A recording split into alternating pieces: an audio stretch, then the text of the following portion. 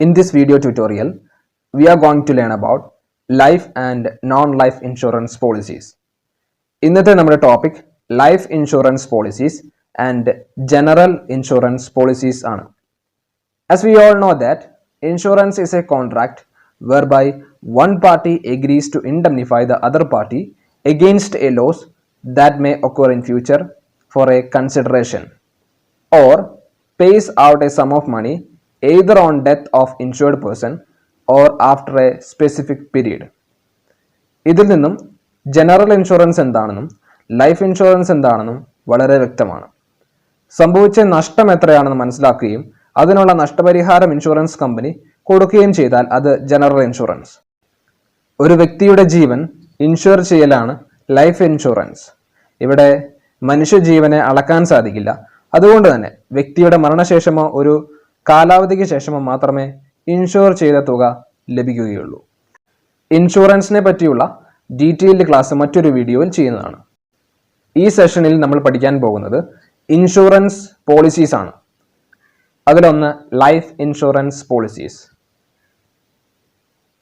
The life insurance policies can be divided on the basis of duration of policies, method of premium payment, participation in profits, number of lives covered, method of payment of claim, and non-conventional policies.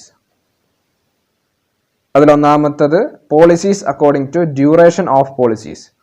According to duration, life insurance policies may be: first one, whole life policies; second, term insurance policies; third, endowment policies. Okay, first point, whole life policies. In this type of policy, the assured sum is payable on the death of the insured. ഇൻഷുർഡിന്റെ മരണശേഷം മാത്രം assured amount ലഭിക്കുന്ന പോളിസിയാണ് whole life policies. അതായത് ഇൻഷുർഡിന്റെ ജീവിതകാലത്ത് പറഞ്ഞുറപ്പിച്ച തുക ലഭിക്കുകയില്ല. ഇൻഷുർഡിന്റെ കുടുംബത്തിന് മാത്രമേ ഈ ബെനിഫിറ്റ് റിസീവ് ചെയ്യാൻ പറ്റുള്ളൂ. Second point, term insurance policies. This is a short-term policy for a period ranging from 3 months to 7 years. 3 മാസം മുതൽ 7 വർഷം വരെ മാത്രം നീണ്ടു നിൽക്കുന്ന ഒരു ഷോർട്ട് ടൈം പോളിസിയാണ് ടേം ഇൻഷുറൻസ് പോളിസി. പോളിസി പീരീഡിന്റെ ഇടയിൽ ഇൻഷുർഡ് മരണപ്പെട്ടാൽ വാഗ്ദാനം ചെയ്യപ്പെട്ട തുക ലഭിക്കും. ഇത് അധികം പോപ്പുലർ ആവാത്ത ഒരു പോളിസി ആണ്. Third, endowment policy. Under this policy, the assured amount is payable in the event of death or upon attaining a certain age. Whole life പോളിസിനേക്കാളും പോപ്പുലർ ആയിട്ടുള്ള ഒരു പോളിസിയാണ് എൻഡോമെന്റ് പോളിസി. ഈ പോളിസി പ്രകാരം അഷ്വേർഡ് എമൗണ്ട് ലഭിക്കണമെങ്കിൽ ഒന്നെങ്കിൽ ഇൻഷുർഡിന്റെ മരണശേഷമോ അല്ലെങ്കിൽ ഒരു പ്രത്യേക കാലം കഴിയുമ്പോൾ മാത്രമോ ആയിരിക്കും. എൻഡോമെന്റ് പോളിസി വിവിധ തരത്തിലുണ്ട്. അത് ഏതൊക്കെയാണെന്ന് നോക്കാം. Pure endowment policy, ordinary endowment policy, joint life endowment policy, double endowment policy, money back policy, fixed term marriage endowment policy and triple benefit policy. ഇപ്പോൾ ഏകദേശം 7 different types of endowment policies ഉണ്ട്. അതിൽ ഒന്നാമത്തത് നോക്കാം. First point, pure endowment policy. Under this policy, the sum assured is payable to the assured if the policy holder survives the endowment period. ഈ policy പ്രകാരം assured amount ഇൻഷുർഡിന് കിട്ടണമെങ്കിൽ പോളിസിയിൽ നിശ്ചയിച്ച കാലത്തിനിടയിൽ policy ഹോൾഡർക്ക് മരണം സംഭവിക്കാൻ പാടില്ല. ഇനി കാലാവധിക്ക് മുമ്പേ തന്നെ മരണപ്പെട്ടാൽ പ്രീമിയം കൊടുത്തതിനോട് ആദ്യ വർഷത്തിൽ കൊടുത്ത പ്രീമിയം കുറച്ചിട്ടുള്ള തുക ലഭിക്കും. The premium already paid minus the premium paid in the first year should be received by the nominees. നോമിനീസിനാണ് ആ തുക ലഭിക്കുക. Second point, ordinary endowment policy. The amount under this policy becomes payable on the death of the insured or on the maturity of the policy, whichever is earlier. ഈ policy അനുസരിച്ച് insurance തുക payable ആവുക ഒന്നെങ്കിൽ ഇൻഷുർഡിന്റെ മരണശേഷം അല്ലെങ്കിൽ പോളിസിയുടെ കാലാവധിക്ക് ശേഷം. ഇവയിൽ ഏതാണോ ആദ്യം സംഭവിക്കുക അപ്പോൾ എമൗണ്ട് ലഭിക്കും. ഈ പോളിസിയാണ് ലൈഫ് ഇൻഷുറൻസിന്റെ യഥാർത്ഥ സ്വഭാവം കാണിക്കുന്നത്. It provides combinations of protection and investment. ഇത് വളരെ പോപ്പുലർ ആയിട്ടുള്ള ഒരു ലൈഫ് ഇൻഷുറൻസ് പോളിസിയാണ്. Next point, joint life endowment policy. In this plan under a single policy 2 lives are covered. ഒരൊറ്റ പോളിസിയിൽ 2 ജീവനെ കവർ ചെയ്യുന്നതാണ് ജോയിന്റ് ലൈഫ് ഇൻഷുറൻസ്. ഇതിൽ അഷ്വേർഡ് എമൗണ്ട് പേബിൾ ആവുക ഒന്നെങ്കിൽ 2 പേരിൽ ഒരാളുടെ മരണശേഷം അല്ലെങ്കിൽ ഒരു കാലാവധിക്ക് ശേഷം. ഹസ്ബൻഡ് ആൻഡ് വൈഫ് അല്ലെങ്കിൽ ബിസിനസ് പാർട്ട്നേഴ്സ് ആണ് ഇതിൽ സ്യൂട്ടബിൾ ആയിട്ട് വരിക. Next point, double endowment policy. Under this policy, if the life assured dies during the endowment period, the basic sum assured is payable, and if survives to the end of the term, double the assured sum is paid.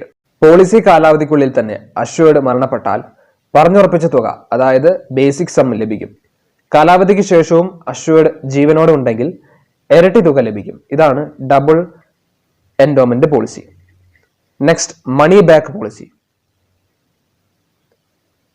The main feature of this policy is that a certain percentage of sum assured is paid by the insurance company at certain intervals.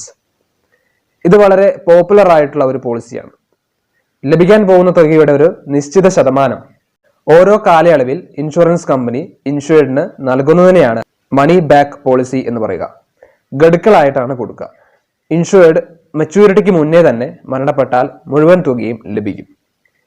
Next point, fixed term marriage endowment policy.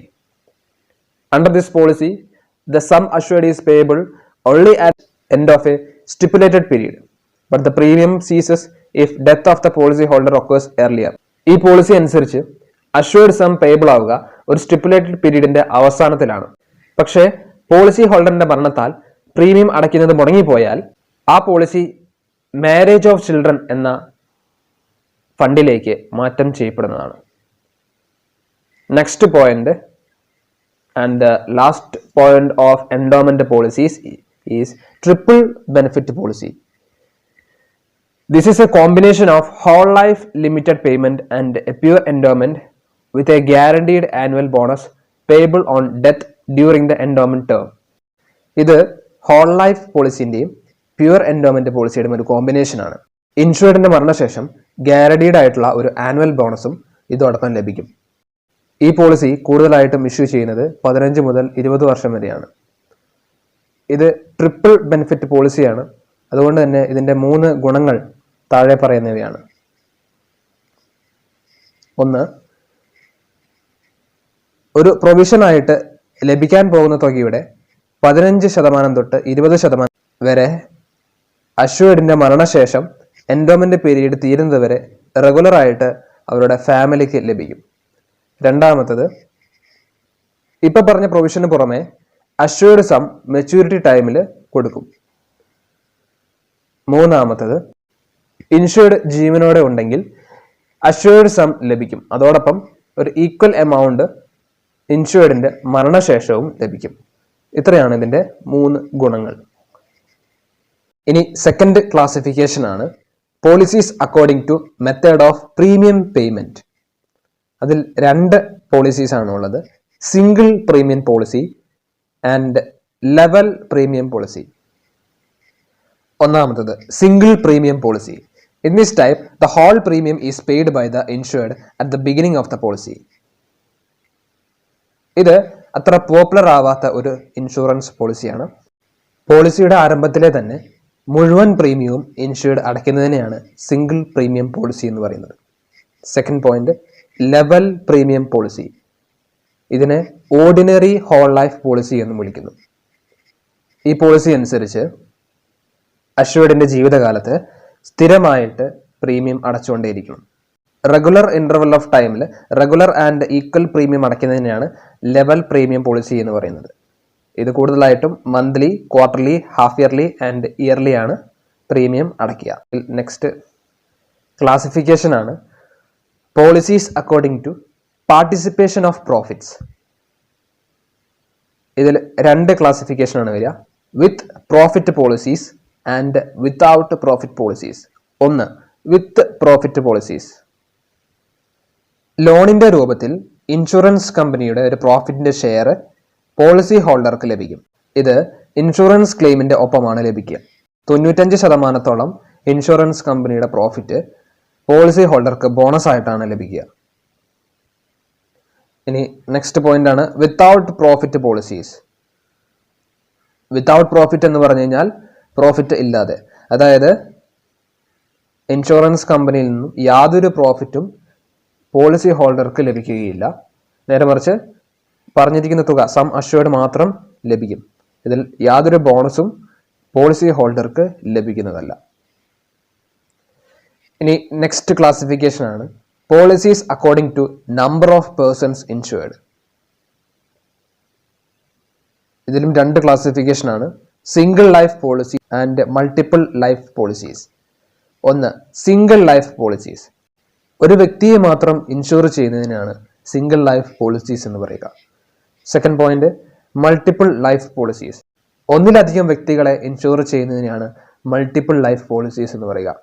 ഇതിൽ 2 classification ഉണ്ട്, joint life policy and last survivor policy.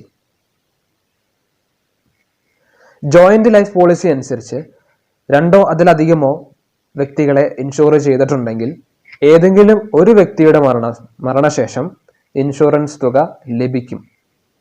ഇതിനെയാണ് joint life policy എന്ന് പറയുക. ഇത് suitable ആയിട്ട് വരുന്നത് ഫേമുകൾക്കും അതുപോലെ തന്നെ കപ്പിൾസിനുമാണ് ഇത് സൂട്ടബിൾ ആയിട്ട് വരിക. Next, last survivor policy. It is payable on last death. അതായത് എത്ര വ്യക്തികളെ ഇൻഷുർ ചെയ്തിട്ടുണ്ടോ അത്രയും വ്യക്തികളുടെ മരണശേഷം മാത്രമേ ഇൻഷുറൻസ് തുക ലഭിക്കുകയുള്ളൂ. ഇനി നെക്സ്റ്റ് ക്ലാസിഫിക്കേഷൻ ആണ് policies according to method of payment of claim. ഇതിലും 2 ക്ലാസിഫിക്കേഷൻ ആണ് വരുന്നത്. ഒന്ന്, lump sum policies and instalment policies. ഒന്ന്, ലംസം പോളിസി. ലംസമായിട്ട് അല്ലെങ്കിൽ മൊത്തത്തിൽ ഇൻഷുറൻസ് തുക ലഭിക്കുന്നതിനെയാണ് ലംസം പോളിസി എന്ന് പറയുക. രണ്ടാമത്തത് ഇൻസ്റ്റാൾമെന്റ് അല്ലെങ്കിൽ ആന്വിറ്റി പോളിസീസ്. ഈ പോളിസി അനുസരിച്ച് ലംസം ആയിട്ടല്ല, ഇൻസ്റ്റാൾമെന്റ് ആയിട്ടാണ് പേയ്മെന്റ് ഇൻഷുർഡിന് ലഭിക്കുക. ഇൻഷുർഡിന്റെ മരണം വരെയോ അല്ലെങ്കിൽ ഒരു പ്രത്യേക കാലത്തേക്കോ സ്ഥിരമായിട്ട് ഒരു സം കിട്ടുന്നതിനാണ് ഇൻസ്റ്റാൾമെന്റ് പോളിസീസ് എന്ന് പറയുന്നത്. ലാസ്റ്റ് ഏരിയയിലേക്ക് പോവാണ്, നോൺ കൺവെൻഷണൽ പോളിസീസ്. ഇപ്പം നമ്മളിപ്പോൾ ചർച്ച ചെയ്ത എല്ലാ കാര്യങ്ങളും കൺവെൻഷണൽ പോളിസീസ് എന്നാണ് പറയുന്നത്.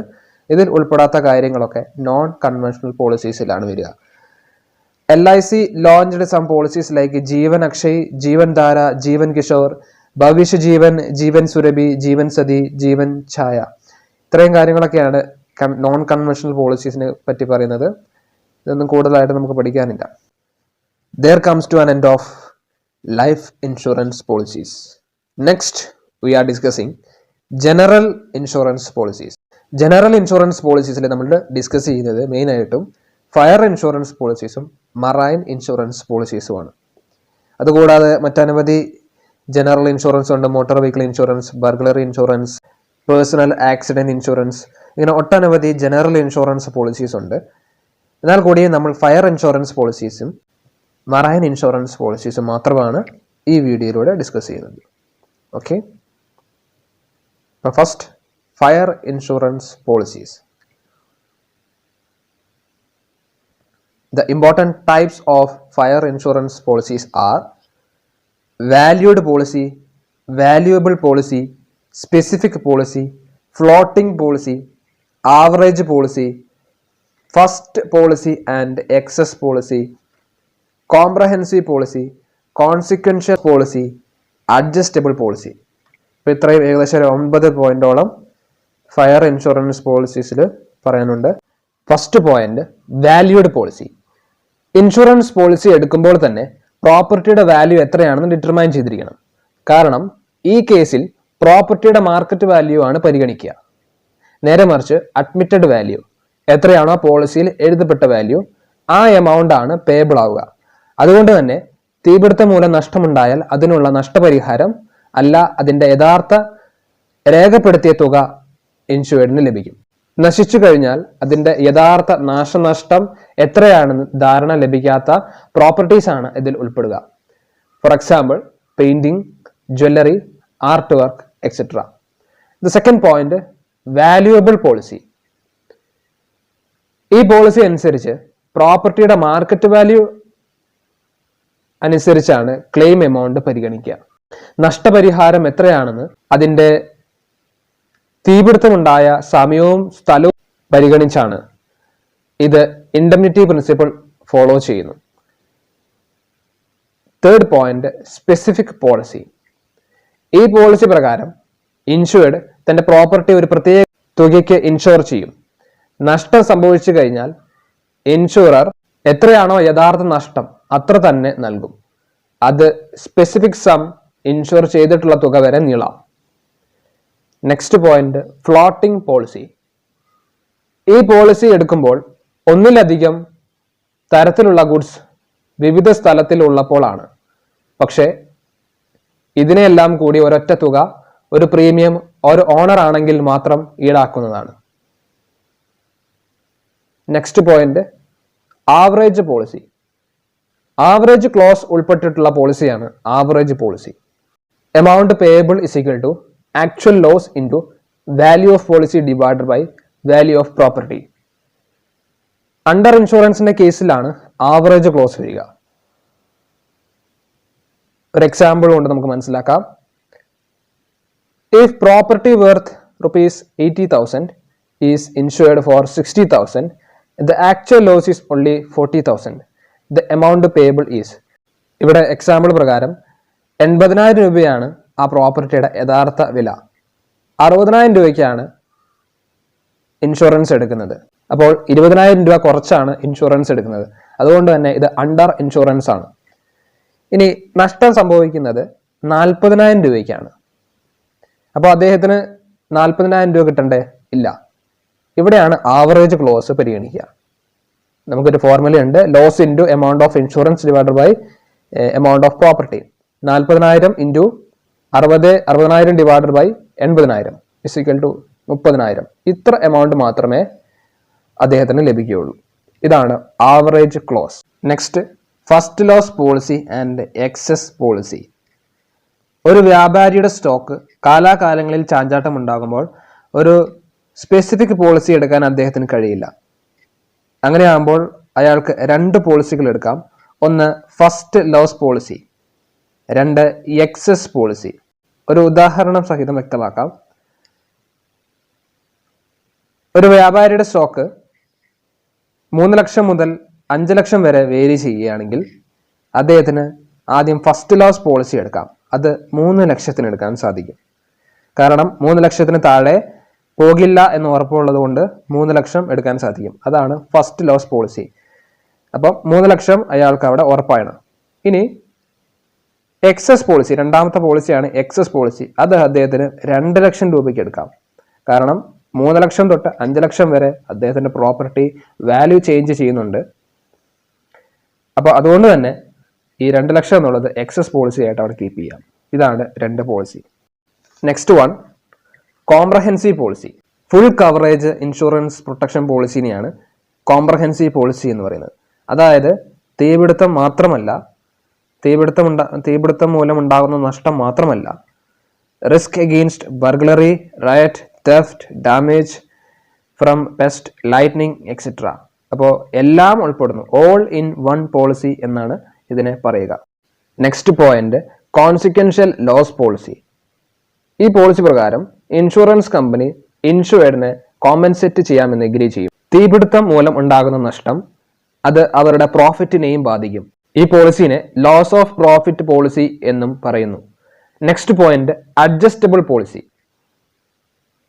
ഒരു നിശ്ചിത കാലത്തേക്ക് എക്സിസ്റ്റിംഗ് സ്റ്റോക്കിനെ ഇൻഷുർ ചെയ്യുന്ന പോളിസിയാണ് അഡ്ജസ്റ്റബിൾ പോളിസി. ഇതിൽ പ്രീമിയം പോളിസി എടുക്കുമ്പോൾ തന്നെ മൊത്തമായിട്ട് അടച്ചിരിക്കണം. ഏതെങ്കിലും കാരണവശാൽ സ്റ്റോക്കിന്റെ വാല്യൂ വേരിയേഷൻ വരികയാണെങ്കിൽ ഇൻഷുറൻസ് കമ്പനിയെ അറിയിച്ചു കഴിഞ്ഞാൽ ഇൻഷുറൻസ് കമ്പനി ആ പോളിസി എൻഡോഴ്സ് ചെയ്യുകയും പ്രീമിയം അഡ്ജസ്റ്റ് ചെയ്യുകയും ചെയ്യും. അങ്ങനെ ഇതൊരു അഡ്ജസ്റ്റബിൾ പോളിസി ആയിട്ട് മാറും. ഇത്രയുമാണ് ഫയർ ഇൻഷുറൻസ് പോളിസീസിൽ ഉൾപ്പെടുത്താൻ സാധിക്കുക. നെക്സ്റ്റ് ഏരിയ ആണ് Marine insurance policies. Marine insurance policies are of different kinds. The important kinds are explained.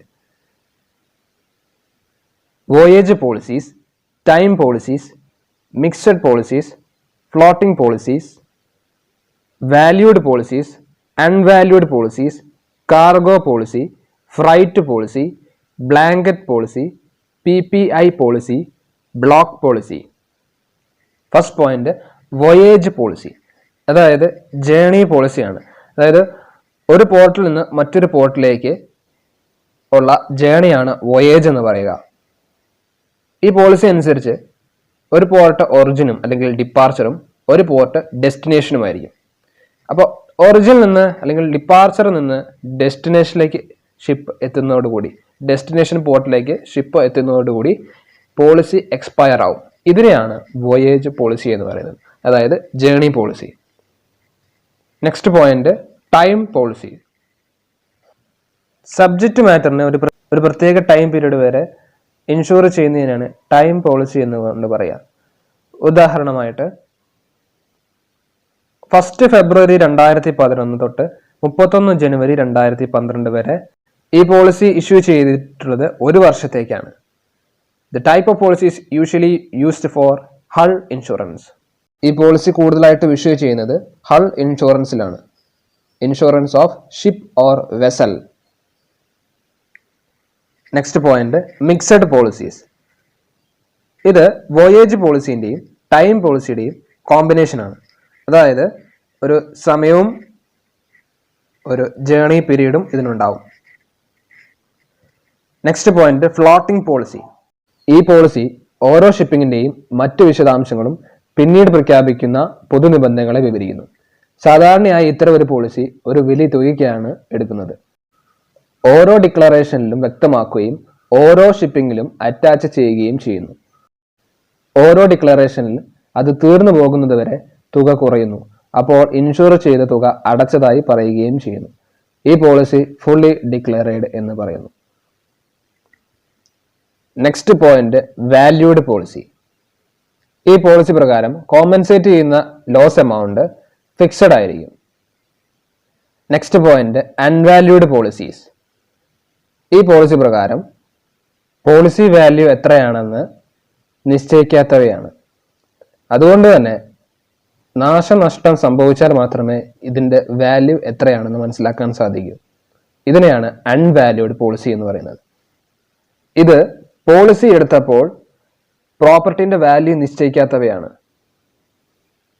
ഏതെങ്കിലും ഒരു ഈവന്റ് നടക്കുമ്പോൾ മാത്രം ഇതിന്റെ വാല്യൂ കണക്കാക്കപ്പെടുന്നു. അത്തരത്തിലുള്ള പോളിസിയാണ് അൺവാല്യൂഡ് പോളിസി എന്ന് പറയുന്നത്. Next point cargo policy. ഷിപ്പിൽ ലോഡ് ചെയ്യുന്ന ഏതെങ്കിലും ഒരു പർട്ടിക്കുലർ കാർഗോയെ ആസ്പദമാക്കി മാത്രം എടുക്കുന്ന ഇൻഷുറൻസ് ആണ് cargo policy. Next one freight policy. ഫ്രൈറ്റിൽ ഉണ്ടാകുന്ന നഷ്ടം പരിഹരിക്കാനാണ് ഫ്രൈറ്റ് പോളിസി ഇംപ്ലിമെന്റ് ചെയ്തിട്ടുള്ളത്. Next point blanket policy.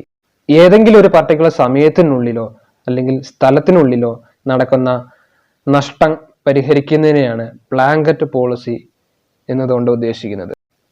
ഒരു പ്രത്യേക തുകയ്ക്കാണ് ഈ പോളിസി എടുക്കുന്നത്, അതും പ്രീമിയം അടയ്ക്കുന്നത് മൊത്തമായിട്ടാണ്. Next point PPI policy, policy proof of interest. Principle of insurable ഇൻട്രസ്റ്റിന്റെ കോംപ്ലിക്കേഷൻസ് അവോയ്ഡ് ചെയ്യാൻ വേണ്ടിയിട്ടാണ് PPI പോളിസി ഇംപ്ലിമെന്റ് ചെയ്തിട്ടുള്ളത്. ഏതൊരു ഇൻഷുറൻസിന്റെയും എസെൻഷ്യൽ എലമെന്റ് ആണ് ഇൻഷുറബിൾ ഇൻട്രസ്റ്റ്.